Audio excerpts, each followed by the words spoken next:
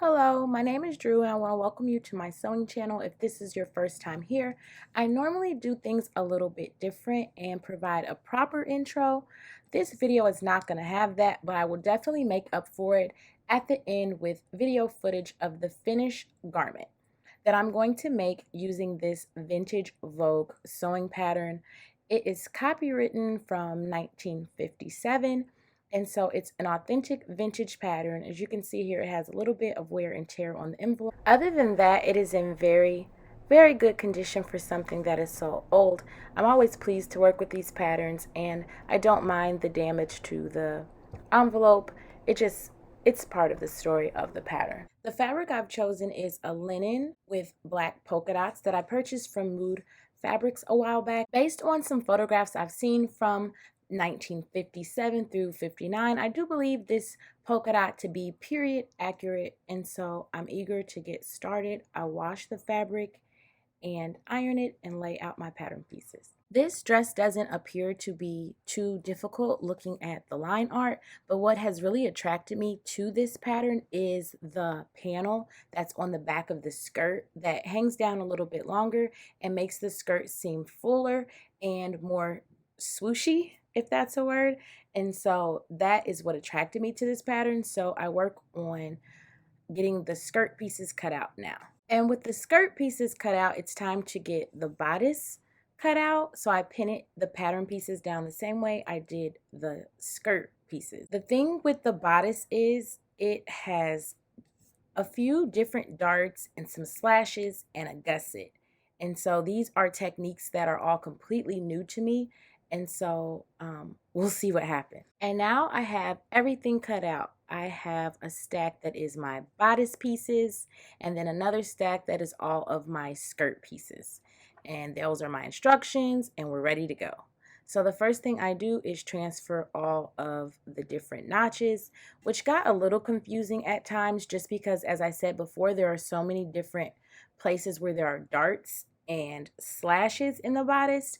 And then, of course, the space here under the arm where the gusset goes. So this is a whole thing. And so starting off, I was just super careful to transfer all of the markings exactly as I should. And at this point in the process, I was oblivious to what was to come. So I take the bodice top to the sewing machine and do some stay stitching in some places, I guess, to reinforce the space under the arm. And so I did that on all of the different bodice pieces where they indicated. At this point, things were still going pretty smooth, even though it is very early on in the process. You'll have to definitely stay tuned to see how this all turns out. And this is where some of my trouble first began.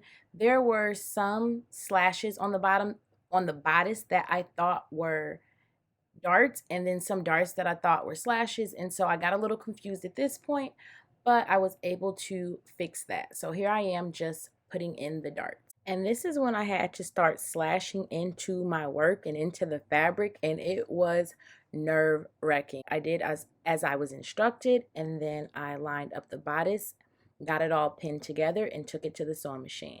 But first I want to show you guys a close-up of this bodice pattern, just to show you how many darts and slashes there are on the front and the back pieces. And so, yes, this was definitely a thing.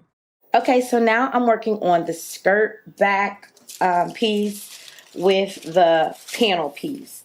And so I've been working on transferring all of my markings and just paying attention to what's going to be happening. Because I see here that this is the center back, but then this is a stitching line. And then here we have the loose edge and hemline. I just want to make sure I transfer these markings well and understand what they're saying. And so I made that marking there. So then I'm just going to transfer. And as I'm in editing mode looking over the footage, I am realizing that the skirt was a bit precarious as well. And then here we have the panel piece. And so there's a crease line here and a roll line here. I'm not sure exactly what these mean, but I guess I'll know when I get into it. First thing I've done is I've pinned in my darts onto the skirt back pieces. And so I'm going to put in the dart and figure out where we go next from there. So you see me here pinning all of the darts in place on the various pieces. And so after I did that, I started working on the skirt panel piece and trying to figure out exactly how to get that attached. I, for the life of me, could not explain to you how I did this because I really don't know. The instructions that were provided were so vague. I had no idea what was going on. So I just kept playing around with it, and I'm still not even sure if I did it correctly, but I was able to take it to the sewing machine and get it attached in a way that made sense, and there were no raw edges or anything showing. And so I was pleased with the outcome of that, and so I moved on after I sewed all 1,000 seams that is made up of this skirt and its panel. And so that's what you see me doing, is going back and forth from the cutting table to the sewing machine, attaching all of these separate pieces of the skirt and the panel. And it took me a while, and so I sped up a lot of this footage because it was a while of back and forth trying to figure out how to make this work. So it was a lot of pinning and then unpinning when I realized that that was done wrong. And so it was definitely a process, but I finally got it together after I completed that center back seam that you just seen. And so here I am now trying to figure out exactly how to pleat this. And this is what really gives the effect of that swoosh factor that I was after. And so once I figured that out, I pinned them in place and then I stitched them down. And now I am attaching the front skirt to the back. And the bodice of this top is so traumatizing that I had forgot just how involved this skirt was. And so there I put my double pins to let me know not to go past there because I have to leave room for the zipper, which I've sewn up a few times. And so that's how now I let myself know. But yes, this skirt was very involved as well. And here I am wearing my t-shirt from Serena that I am super pleased to wear and to own. It just, representation is important, that's all. So back at the sewing machine, I am sewing up the side seams of the skirt portion of this dress. And with this all complete, I can finally move on to the dreaded bodice. Even though I'm still at the point where I don't know that it's the dreaded bodice, I thought that this would be fine. Here I am lining up the front and back bodice pieces to get pinned into place. And I thought this was going smoothly until I remembered the slashes, the darts, and the gussets. So I'm back and I'm working on the polka dot dress, and the skirt portion has come out very well. I really love the way that it has this flare in the back of it.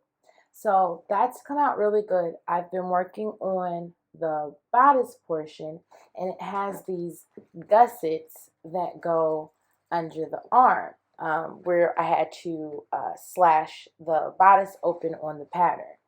And for the life of me, I cannot get these gussets in. I can't figure out how it goes, how, why, nothing. So the gusset goes under the arm and it comes to the front. I can't. Okay, so I can't get that to work properly. I put it on the dress form, which you can't see because of major, and try to play around with it. I was trying to see if I just close it up as darts, would that work, but it won't. So I've decided to just turn the bottom part into a skirt and make a different bodice that I've made previously on my vacation videos. It's like a button front crop top bodice. I've decided to just make that to go with it and turn the skirt into just a skirt, like not a dress. So that's the plan to get it finished, because I haven't sewn in a while because it is just sitting here occupying all of my space, and I wasn't quite sure what to do with it. So that's the plan, to just make a skirt and then make a top like this one. I guess I'll insert it here and just get it done. I want to move on. So here's the pattern I'm using. I won't go too into detail about this top because I do so in my vintage vacation vibes video, which I will link right here. When I made this before, I did remember that it was a little bit too short, so you do see me add 2 extra inches to the bodice. And I'm using a black linen to line it just so the top isn't too sheer. And this was the first time that I've reused a pattern, and I will say it was nice to do so just to know what to expect and what didn't go so well the first time and how to remedy the situation. So that was definitely a plus. And the fact that it made up super quick. The only thing that happened was I ripped one of the buttonholes a little bit, but you can't see when it's actually buttoned. So with the top complete, there's nothing left to do but insert the zipper and attach the waistband to the skirt and hem it. And with the waistband, there are detailed instructions for how I do this in that same video that this top is in, the Vintage Vacation Vibes video. So you can find that there if you need detailed instructions for the waistband. The zipper wasn't my best work, but it wasn't my worst. I think it was a little bit more difficult just because of the linen, but it was pretty good. And so here I am getting the waistband pinned in place so that I could attach it. And this is when I started thinking about the hem and the fact that I've had this baby lock for a while and I've only used the normal zipper foot and then the regular attachment. So I wanted to try the hemming foot for the first time, and so I did that, and it was an experience. It started off not so well, but with a little bit of practice on all of these hems, it ended up getting a lot better. And so I did learn a new skill and use a new presser foot for the first time. So I'm always pleased when I do something I haven't done before. And so the hem is all done, and this dress is complete. I hope you enjoyed watching. I hope you enjoyed the process. Here I am strolling around. I'm very pleased with how it came out, even though it's not as it was intended. So thank you for watching. If you're into this sort of content, please like, subscribe, share, all of that good stuff, and I will see you in my next video that is soon and sure to come. And a big shout out to my cameraman slash husband. I really appreciate you.